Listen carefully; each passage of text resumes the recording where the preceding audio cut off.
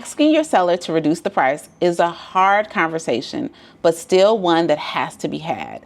In this episode, I am going to give you tips on how to have that hard conversation because let's be honest, a lot of brokerages aren't doing that, right? They're role playing and giving you scripts and scenarios on what to do to get business. But how do you keep the business that you have? And in this market, what's inevitable is that you may have to have the price reduction conversation with your sellers. And I'm going to give you some pro tips to make that conversation a little bit more natural and to still maintain the relationship. So listen to this. I still believe, right? I still believe the saying, right? The oldest that we hear, you list, you last. But sit down and have a conversation with someone who is primarily a listing agent, especially over the last couple of years. And there has been a lot of challenges, all right? A lot of expectation setting when it comes to having listings. And I'm just going to start off by saying, first of all, I understand sellers' pain, right? They saw a market where it seems like homes were flying off the shelves, no matter how the house looked, and it was going for above list. And now you want to tell me, right, that not only do I have to price lower than I have in mind, but that even after we came to market lower than what I probably thought my house was worth based on another world, because let's be honest, that was another world, I actually need to reduce it again to get it sold. Yeah, that's what we're saying. So I understand where the sellers are coming from, and I want to give you a few tactics and tools in your toolkit so that if and when, and probably when, if you are listing, you need to have these conversations, you can do it a little more gracefully and knowledgeable so that you're just not stuttering over all of your words. So very first thing, I think that prepping for the price reduction conversation, in my experience, it actually comes long before you need to have it, and it really comes at the listing appointment. The listing appointment is definitely a time, even before you get to the appointment, you really need to understand your seller's pain points, like what has them selling in the very beginning. And this is where we need to truly set some expectations.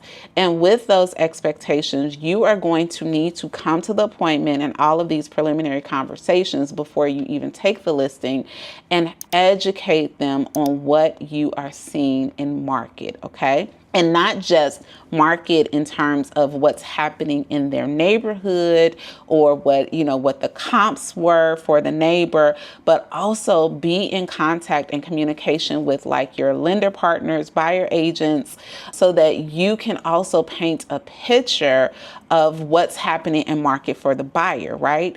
And what I have found is that this helps me to clearly articulate to the sellers exactly where we are in market, because they may be thinking, right, like, oh, my house, my neighbor sold their house a couple years ago, 500,000. It's not even nicer than mine. And now you're telling me 450. But when you have the conversation and explain like, hey, let me explain something to you.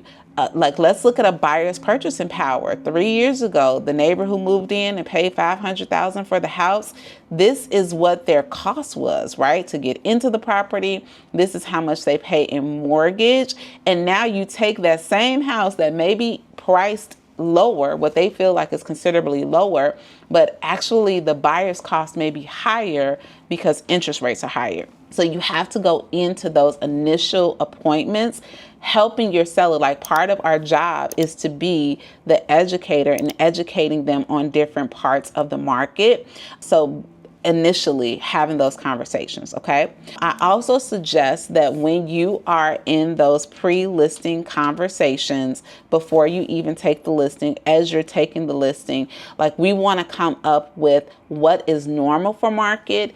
And once we come to market, if we are falling below the norms or if we're not getting the results we need in the time frame that we need it, then we may have to make some adjustments to our marketing plan. And I'm going to give you that precursor up front. So if we don't get X amount of showings within X amount of days, or if we do have X amount of showings and we haven't received an offer, or if we get no showings at all, what are the things that are going to be the indicator to us that we need to shift our marketing plan? And I'm going to let you know that at the listing appointment, right? So at the listing appointment, hey, if we get to day 14 and this hasn't happened, or if we get to day 30 and that hasn't happened, if we have 3 consecutive weekends and these are our results, I'm letting you know up front, we will need to come back to this table and have another conversation so that you're not throwing them off guard. And listen, we gotta, I know we're women, right? I know, guess what? We got a lot of real estate homies that listen to us too. But you got to woman up. You got to man up and not be so afraid of losing the listing that you're not honest with your client about what's happening. I never forget one time I went to, I received a referral and I went to a listing appointment, and, just where they wanted to list the property. And they were kind of like, yeah, we would, reduce the price if we need to, but we don't think we need to. Like, their expectation was so far from what actually was happening in the market.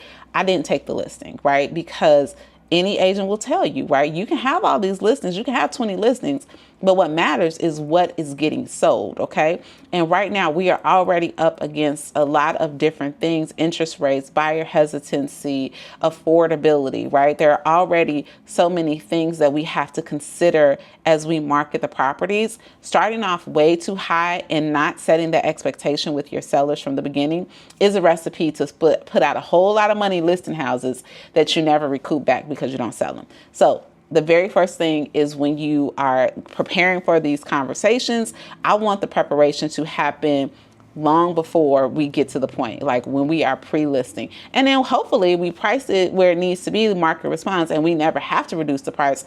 But in the instance we do, this is prepping you. And I don't know about y'all's market, but in my market, I don't see a whole lot of homes going at 100% of list price. So even having this preliminary conversation will be helpful when you are presenting what could be a very reasonable offer, but it isn't at 100% list. So, but let's fast forward and let's talk about, okay, so now you are to the point, home has been on the market, and it is inevitable that, okay, we need to have a price reduction conversation because, the home isn't performing, we're not getting the showings. The feedback is that we are priced beyond what buyers' purchasing power is, right, for this type of home. Other homes have sold around us since we've been on market for less. Like, you have like straight up reasons on why you need to have this conversation. Number one, okay, here is my number one. Don't ever forget this tip. I don't care what the difficult conversation is, because we are going to get into a whole series of difficult conversations. Type amen in the chat if you just want me to really help you handle these objections, because that's what I'm going to spend some time doing on the YouTube and on the podcast. But number one, friend, pick up the phone, okay? Do not give people bad news via text message or voicemail or anything like that. And you may not be thinking that it's bad news, but this is the type, like, I need to have a reciprocal conversation with my said seller. So pick up the phone. If they don't answer, hey, when's a good time for us to check in? I just want to chat with you about our marketing strategy moving forward. I'm not going to text and say, I want to talk to you about reducing the price.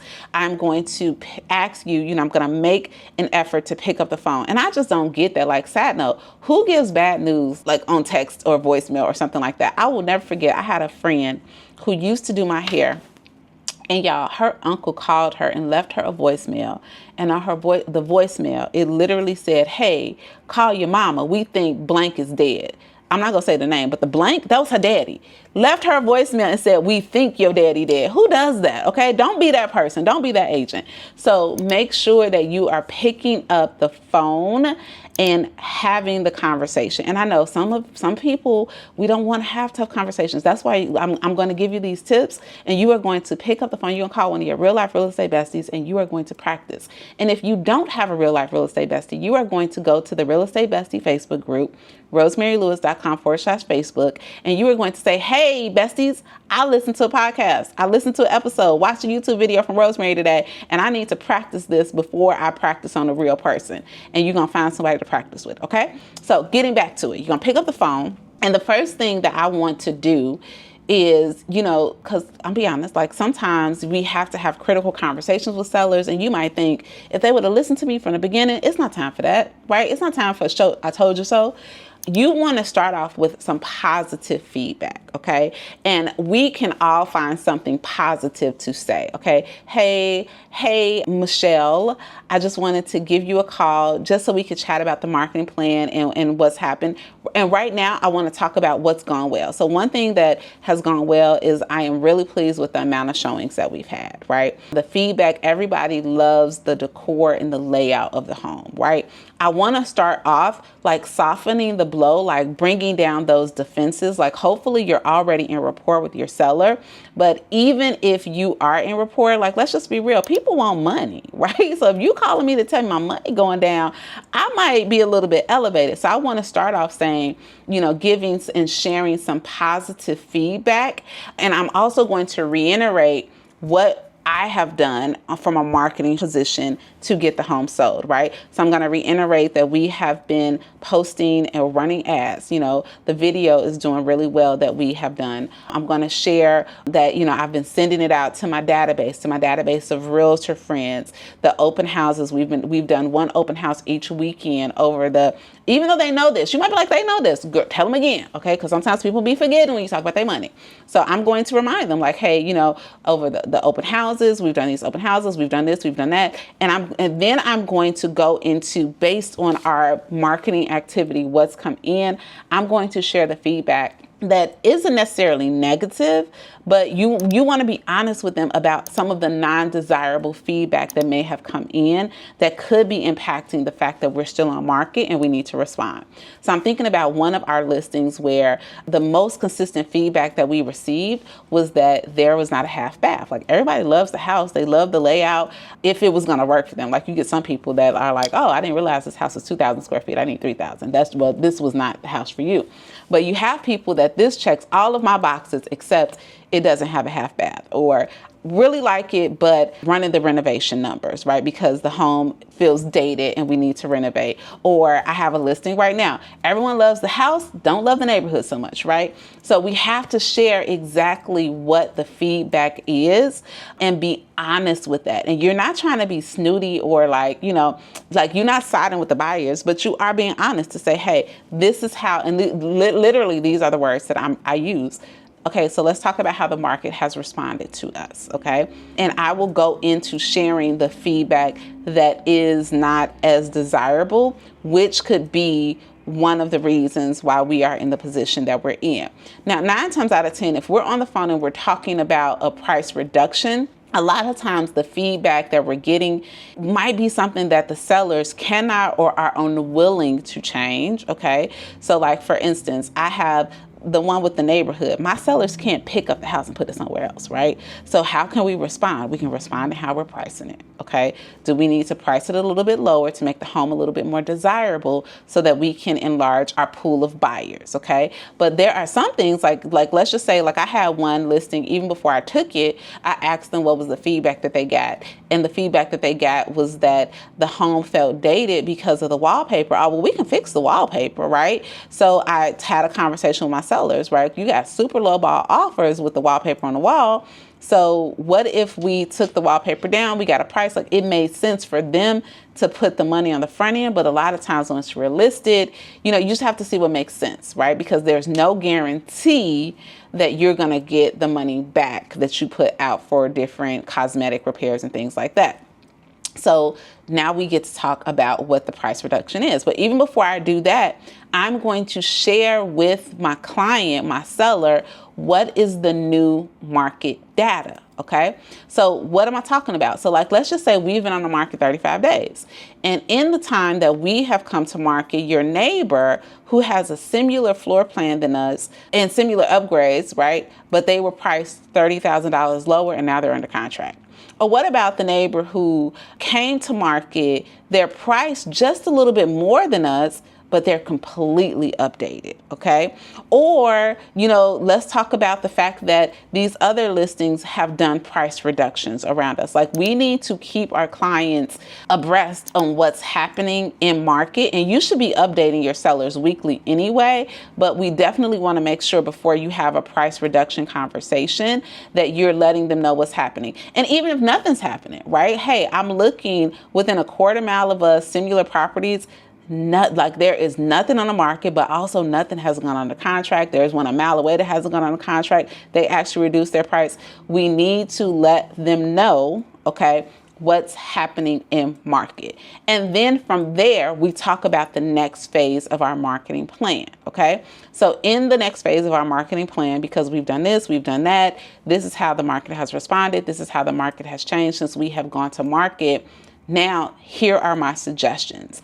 And in addition, like, I don't want you to just start off with reducing the price, right? Or just saying, I think, or I feel. You have given all of the reasons why you strongly suggest a price reduction. And I'm not going to tell you numbers or what to say to them. I'm going to let that be your discretion, right? But make sure that you have market data to support what your recommendation is on the price to re-enter the market. And let them know, like, when we do a price reduction, one of the cool things is that it almost repopulates on MLS like it's new, right? Is there an opportunity to reshoot some pictures too, right? Because what else are you going to do? Do you need to maybe change the front pictures? Do we need to adjust the description? You want to talk to your sellers and let them know when we do make a price adjustment or a price change, this actually could put us in a bracket of different buyers. Now with the price adjustment or the price improvement, however you want to word it, I am now going to spend time going back to people who saw it previously, giving them a call, seeing if their buyers are interested, if it will be more affordable for them at this new price, okay? So you want to go in and have a plan in place where the plan isn't just, I'm going to reduce the price and pray something happens. What are you going to do to work and market the property to put it in front of more people in addition to the price adjustment? And then finally, remind them of why they are selling in the first place, okay? This is very, very important before you take a listing, and especially when we are having these conversations. Like, we want to understand that pain, like that pain point of why they're moving, or that motivation, right, of why they're moving, and just helping to say, and we want to make sure the numbers make sense, obviously, okay?